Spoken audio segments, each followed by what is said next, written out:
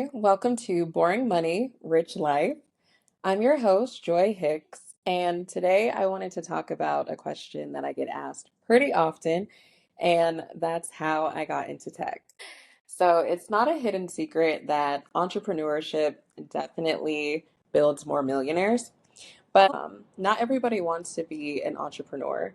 And to be honest, there are some people who are doing very well. You know, they have a regular job, they fuel their 401ks, and they are millionaires because they have $1 million in assets or over $1 million in assets. So I feel like, if you don't want to be an entrepreneur, if that's not your thing, because that is a huge grind, then make sure that you actually have a very high paying job. That would be just something that I would say to think about.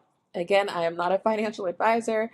Definitely do your own research, but I just feel like having a high income job is definitely going to help you because you need money to be able to invest. You need money to be able to put aside so that way you can buy different things like real estate or stocks, or if you're into crypto and all those different things. And if you are living paycheck to paycheck, it's going to be a lot harder to do it. So, a lot of people definitely ask me how I get into tech. And I will say, right now, the job market sucks for everybody, like tech included. So, in 2023, tech had so many layoffs, like all of the big companies like Google, Apple, Amazon, etc. All of them laid off. I think Disney laid off. Um, Pretty much every company that was represented at a tech conference, there's like an 80% chance they also did a layoff in 2023 or even in 2024. But I will say, despite all the layoffs, it's still, in my opinion, one of the best industries to get into because the earning potential is so high. So, prior to getting into technology, I actually was a social worker. So, talk about two completely different extremes. Like the earning potential for social work, I'll say if you're not licensed and you're doing just case management, it's probably 30 to maybe $45,000. And we live in America, okay? What can you afford on a salary of $45,000? Like living by yourself, maybe if you have like a two income household, it's a little bit more realistic, but I will say 45,000 to try to build a rich life. Again, that is the purpose of this podcast. I'm not here to help y'all get in debt and all those things. We are trying to build a rich life. So that's not going to cut it. But that was my reality for a while. So I even took a break from social work and I did insurance, and it was still the same thing. Like, I was working for a company at the time and I was selling insurance on their behalf. And so, still, maybe like $50,000. Although I did travel a lot, so I did take a lot of really nice vacations. Like, I took my daughter to Paris and London. Um, we stayed in Florida all the time. So, yeah, I mean, I still did things, I still had fun, but as far as like building a rich life, definitely not. So, I went back to social work for a little while.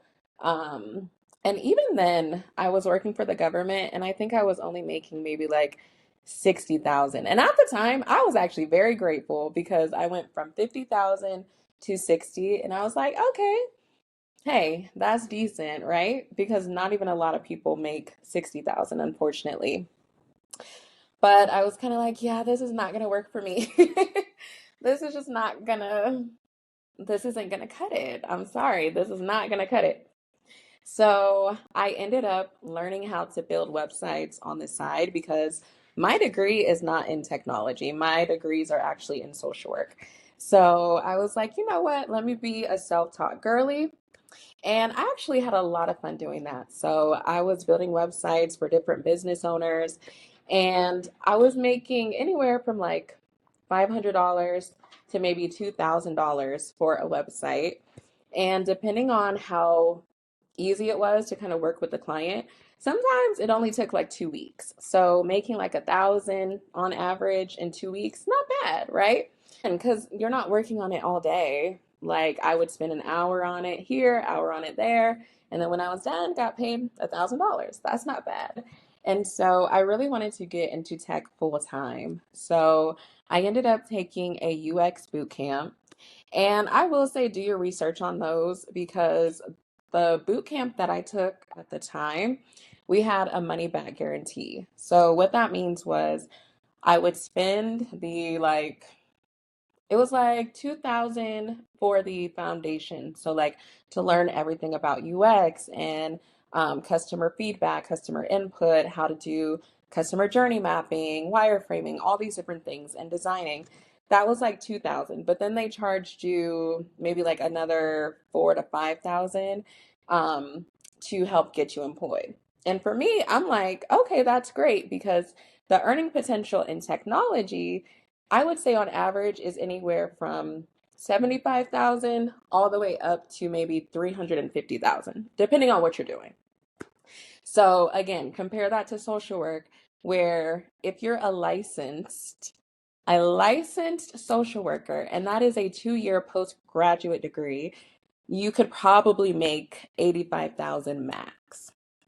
I'm like, that's crazy. I took a maybe 6-month boot camp and changed my life. So I would just say you don't even have to do UX. Like there's so many different things in tech, but again, the earning potential is so high. So again, my degree is not in it. I highly recommend boot camps, but the money back guarantee pretty much just said like if you go and you do everything that they tell you to do, so you apply to as many jobs as they tell you to do, you would let them overlook your resume, what else? You meet with them on a weekly basis, things like that. If you do not get hired within a certain amount of time, they would give you all of your money back. So I'm like, bet. Again, like I said, the market is not great right now, but I would say like hang in there because I know people who they didn't even build websites, but like like what I was doing. And some of them were making exactly what I was making. Some of them made more than me because they just market themselves a little bit better. They applied to a better company or whatever. But I will say, like, if you're looking to start getting to a place where you have a little bit more disposable income, you need to make more money, period. Again, that could be with the business, but building a business is a fight, I will say. Or you could just make more money. What's really good about working in tech too is that a lot of the companies that you get hired with, they have their 401ks and then they also have a match. Again, I'm not a financial advisor, but you could get free money too. You're already making probably $100,000 plus, and then you can have your employer giving you extra money for retirement. Like, just look into it. I get this question so much, so I just feel like I'd rather have it here and answered in one place. So that is my advice to you guys. Again, I am a UX designer. I have friends who are project managers. I have friends who are scrum masters. What else? Tech sales. Um, yeah, there's just so much that you could do. Obviously, I have friends who are developers, but coding is a little bit difficult. Like my mind just doesn't think that way. Like the websites that I build, I would use like a builder, a template, because I'm not a developer, but that's definitely an option as well.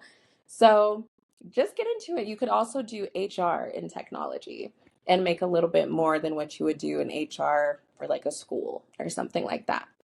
So yeah, so for the people who were curious, again, that's my journey. I literally just took a boot camp with the money back guarantee. So I did have a lot of help with my resume and even interviewing and things like that. So I would definitely say look into it. But my question to you, what is a boring thing that you are going to do today to fuel your rich life? Again, that's the goal. So thank you for watching and be sure to subscribe.